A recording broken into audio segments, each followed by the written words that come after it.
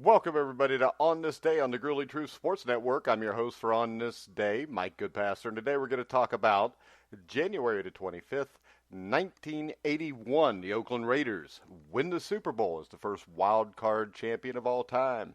Now, the Oakland Raiders were a part of the NFL elite in the 1970s, winning Super Bowl 11 in 1976 with John Madden and coach and Ken Stabler at quarterback. They missed the playoffs in 78, Madden's final year, and again in 79 under new head coach Tom Flores. The 1980 Raiders made a major change, trading away Ken Stabler, and they made an improbable run all the way back to the top of the NFL. The Raiders dealt Kenny Stabler to the Houston Oilers in a swap of quarterbacks, getting Dan Pastorini back in return. The Raiders and Oilers would continue to be trading partners in a less dramatic but maybe more significant deal when Oakland acquired running back Kenny King in mid-season. The Raiders traded veteran tight end Dave Casper to Houston. King stepped up and made the Pro Bowl, as did 34-year-old left tackle Art Shell, a future Hall of Famer and head coach of the franchise. Mark Van Egan, the big fullback, accounted for over 800 yards. The receiving corps was balanced between speedy wideout Cliff Branch and possession wide receiver Bob Chandler. Gene Upshaw was no longer a Pro Bowler, but the Hall of Famer and future head of the NFL Players Union was still very reliable left tackle. Defensively, Oakland was led by ball-hawking cornerback Lester Hayes, renowned of lathering himself up with stickum at a time when this was legal. Hayes intercepted 13 passes and won the Defensive Player of the Year. Outside linebacker Ted Hendricks was another first-team All-NFL talent, and a rookie named Matt Millen, much better linebacker than he was a GM or TV analyst, joined the team.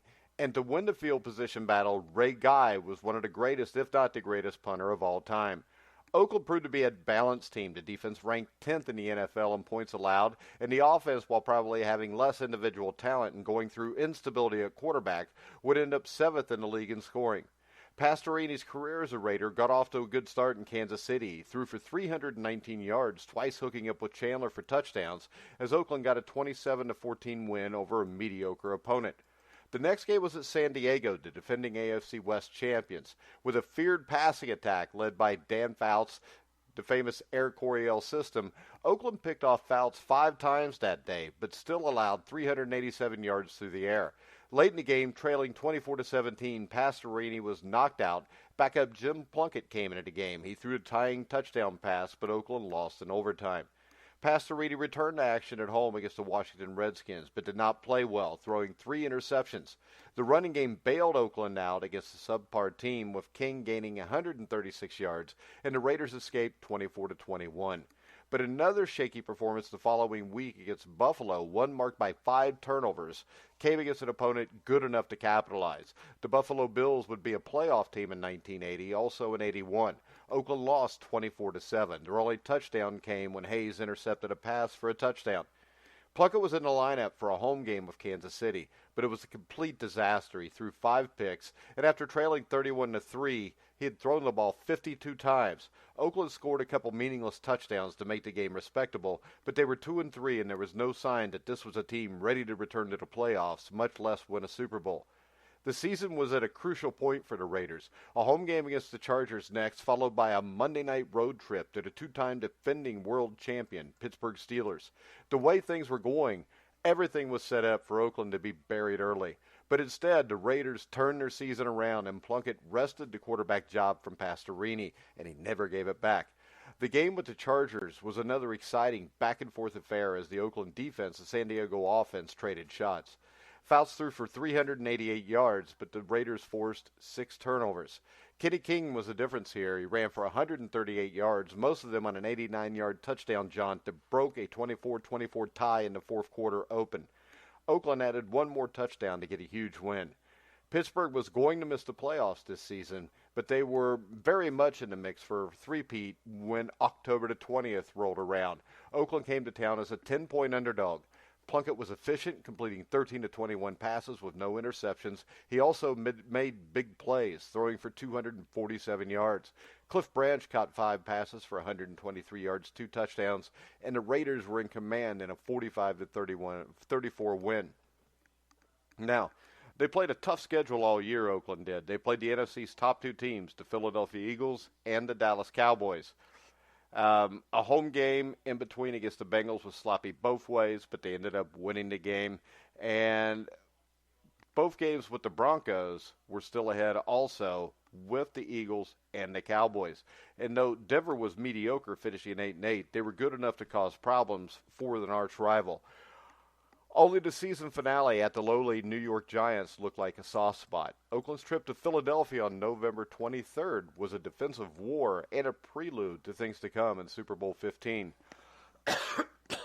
Trailing 3-0 in the fourth quarter, Plunkett found Branch on an 86-yard touchdown strike, but Philadelphia rallied for a touchdown of their own, and the Raiders lost 10-7. Oakland was 8-4 and tied with San Diego for first amongst a very balanced AFC landscape. Another defensive battle followed at home against the Broncos on Monday night. Oakland did nothing on offense, but they took care of the ball for 6 turnovers and won 9-3. Now, the following week when Dallas visited, this time the Raiders turned it over 4 times, and they lost 19-13. Oakland caught a break when San Diego was upset in Washington, and the race stayed tied at 9-5 with 2 weeks to go. The downside was the Chargers had control of the tiebreaker situation, although an upside was the Raiders were in good enough shape to at least get back to the playoffs as a wild card. A tough game in Denver followed, and Oakland made yet another big play defensively, getting a 58-yard interception return for Burgess Owens. Plunkett loosened up a little bit, completing 13 of 21 for 213 and a pair of touchdowns. The 24-21 win clinched a wild card berth, though San Diego held serve in the division race. The Raiders' defense dominated a soft New York Giants team. San Diego hosted Pittsburgh on a Monday night. San Diego ended up blowing them out and clinched the playoffs. The interesting thing comes in the wild card, where the trading buddies ended up playing in the wild card game. The Houston Oilers were coming to town. They'd lost in the AFC Championship game the last 2 years. No wild card team have ever won a Super Bowl. And, as of 1978, that task became even harder when the playoffs extended and moved wild cards into a first round of playoffs. So the Raiders got a break on the first play of the game as Houston Oiler great Earl Campbell, the league's leading rusher, fumbled. Oakland recovered, kicked a field goal. Campbell later ran in for a touchdown. Plunkett responded with a 1-yard touchdown pass to tight end Todd Christensen. The game was 10-7 at the half and remained so all the way into the fourth quarter. Oakland defined its passing game with the deep ball in this era, and Plunkett threw a 44-yard touchdown pass to Art Whittington to stretch the lead to 17-7. After another field goal, Hayes administered to Dagger, intercepting a Stabler pass, taking it 20 yards for the clinching score in a 27-7 win. The key to the game had been defense. Campbell rushed for only 91 yards, which is not a bad total, but less than what Houston needed to be able to win the game. Plunkett only went 8 for 23, and now they would go to Cleveland, where frigid conditions awaited. The temperature were minus 20, wind chill, the field was frozen, and this actually worked to Oakland's advantage since the Browns had the MVP of the league, quarterback Brian Sipe. Plunkett made the game's first big mistake in the second quarter, throwing a pick six. A missed extra point kept the Raiders within 6, and Van Egan bowled over for a touchdown that gave them the lead at halftime. The Oakland defense was taking advantage of the weather conditions. Still, Sipe threw the ball 40 times, but he only completed 13 of them. Hayes intercepted 2 passes on the frozen turf, and the Browns missed a couple field goals and messed up the snap on another. But they also made a couple and took a 12-7 lead in the third quarter before Mark Van Egan muscled his way in to give the Raiders a 14-12 lead, which they held on to until Cleveland drove to the 14-yard line with less than a minute to play. In normal weather conditions, the Browns would surely just play for a field goal, but with the frozen field having already caused 3 missed field goals and a missed extra point, they thought it was worthwhile to take a shot at the end zone. Now, these are the Cardiac Browns. They won a lot of games in 1980, even in 1979, on last-second throws from Brian Sipe. And the Oakland secondary was as good as you'll find, and Mike Davis intercepted Sipe's pass to preserve the win. Now it was round 3 with the Chargers. Each of the regular season meetings had been tied 24-24 in the second half before someone stepped up. And though the Raiders had to go on the road, at least the weather was a lot better in San Diego than it had been in Cleveland.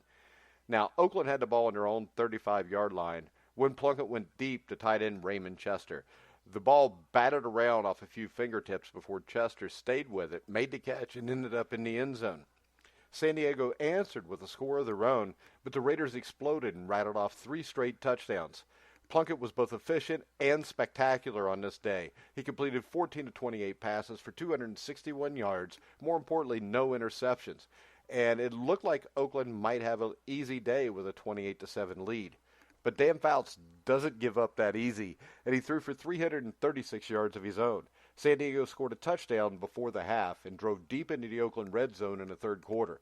The Raiders' defense came up with a big stop, forced a field goal, and kept their lead at 11 points. But the Chargers roared back with a touchdown that cut the lead to 28 to 24. The Raiders' offense responded. Mark Van Egan ran for 85 yards, but they missed a chance to put it away with 2 drives to the end zone, ending in field goals. In between, the Chargers had a deep drive of their own, stall with a field goal. The score is 34 to 27 when Oakland got the ball back with 66 minutes and 52 seconds left. The Oakland defense was exhausted and implored the offense to finish the job, and that's exactly what happened. The offensive line might have struggled in pass protection on that day, allowing 6 sacks, but they controlled the trenches when it mattered most. Oakland kept the ball amazingly the rest of the game, ran the clock out, and they were headed back to the Super Bowl. A rematch with Philadelphia was up, and the Raiders were a 3-point underdog, but Oakland entered the game loose and confident. Wow, Dick Vermeil's Philadelphia Eagles were the exact opposite. Linebacker Rod Martin was the hero of this day. He intercepted 3 passes in the game. The first pass of Philly Ron Jaworski was intercepted by Martin and set up a 2-yard touchdown pass from Plunkett to Branch. It was the first of a Super Bowl record, 3 interceptions, as I said, by Martin.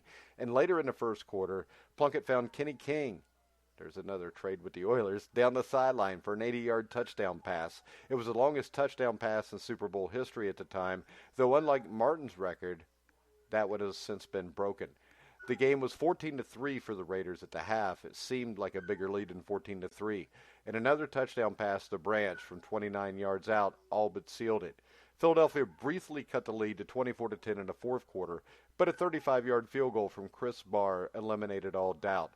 Quarterback Jim Plunkett finished today 13 for 21. Seems like he was 13 for 21 every game that year for 261 yards, 3 touchdowns, no interceptions.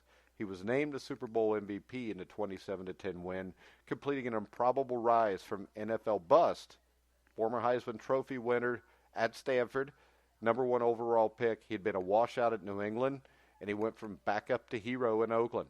Even better was that his comeback story didn't end in New Orleans, because he continued to have success with the Raiders and led them to another Super Bowl title in 1983, where they pulled another upset as they were underdogs to the Washington Redskins, and they upset the Redskins 38-9 behind Jim Plunkett and, of course, Marcus Allen's amazing run late in the third quarter, which sealed the game. So on this day, January 25th, 1981, the Oakland Raiders win their second Super Bowl in history, behind the coaching of Tom Flores and the quarterbacking of Jim Plunkett.